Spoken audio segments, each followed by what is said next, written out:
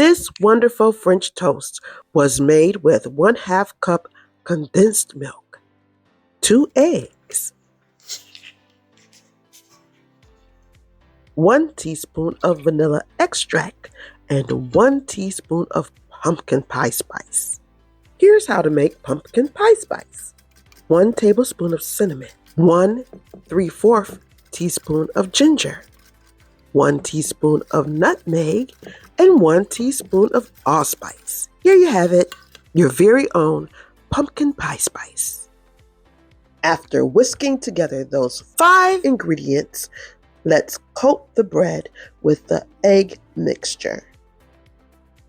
I sprayed the pan with cooking spray and let's cook each side 5 to 10 seconds. Next, I sprayed the other side with cooking spray. Once the edges become nice and crisp, I know it's time to flip it. This recipe made 5 slices of French toast. Sprinkle with powdered sugar, add berries, syrup, whatever you like. I poured melted butter over mine and syrup. Enjoy.